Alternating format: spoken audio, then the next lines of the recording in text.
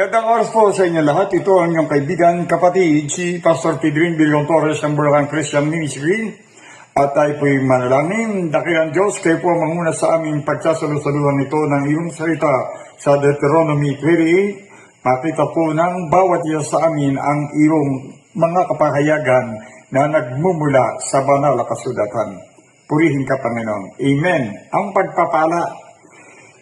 Ang mga pagpapala, ito po ay ibinibigay sa atin ng Lord para makita natin ang kahalagahan.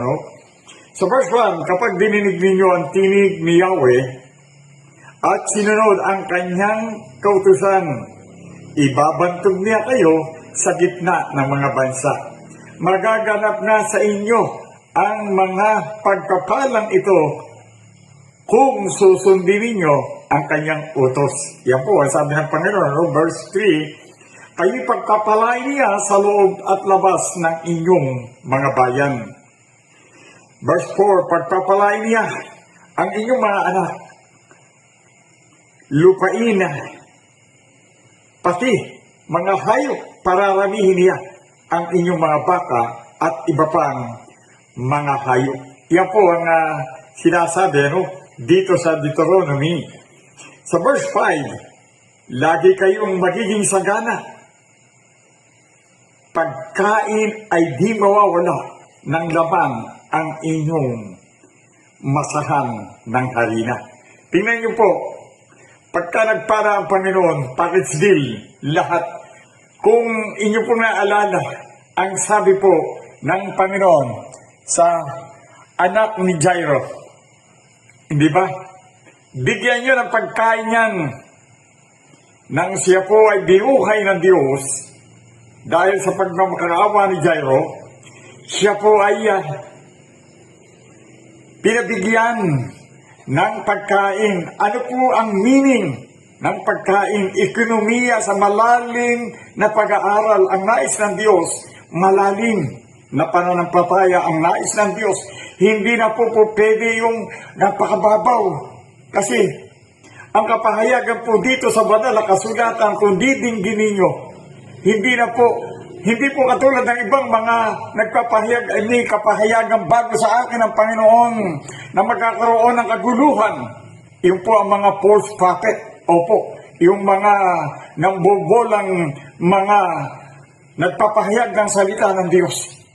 Ito po ang kapahayagan sa Deuteronomy.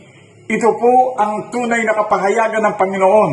Hindi po sa Kanya mismo nagbumula sa mga pastor, sa mga matataas na katungkulan ng sa mga pananampalatayang sa kasalukuyan ay nagaganap ngayon. Napakaraming nambobolang mga manggagawa ng Diyos na sabi nila manggagawa sila, hindi nila alam na sila hindi na nakakasunod sa paratuntunan ng Diyos. Kapag dininig ninyo ang tinig ni Yahweh at sinunod ang kanyang kautusan, ibabantog niya kayo sa gitna ng mga bansa. Bigyan nyo ng pagkain ang bata. Bigyan ninyo, ano ang ibig sabihin? Pagkalooban ng maraming kayamanan ang lingkod ng Diyos na nagmamakaawa at siya'y naniwala. Si Jairo po, ang ibig sabihin, pinayaman pa si Jairo sa kanyang paghingi ng awa sa Diyos.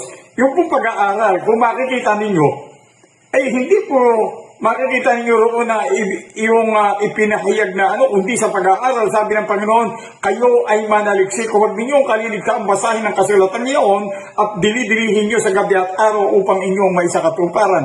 Yung po ay matatagpuan ninyo sa kay Josue. Opo, para kayo ay malinang upang kayo ay lalong tumatag. Ano po ang sinasabi rito?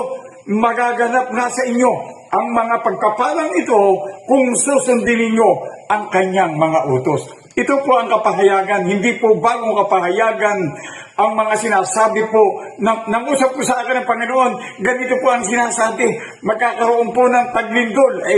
Iyo po'y kapahayagan na rito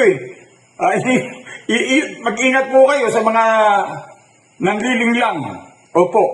Kaya nga po ang isang kapatiran, sabi panalangin natin, marami na po kami, laging idinadalangin namin ang mga false prophet na yan. Opo, napakarami na pong lumiligaw. Kaya nga ito ang panahon para kayo manaliksik, mag-aral ng salita ng Diyos at mapakinggan ninyo ang tunay na kapahayagan. Ang kapahayagan po kayo'y pagpapalain niya sa loob at labas ng inyong bayan. Ito po ay nasa Deuteronomy 28. Opo, kaya napakaganda po iniro kay sariling Biblia. Marami pong salamat. Maikli lamang po ang ating kapahayagan. Ito po ay isiris natin. In Jesus' name, Amen. Hallelujah! Purihin ang Panginoon. Magandang oras po sa inyo lahat. Amen.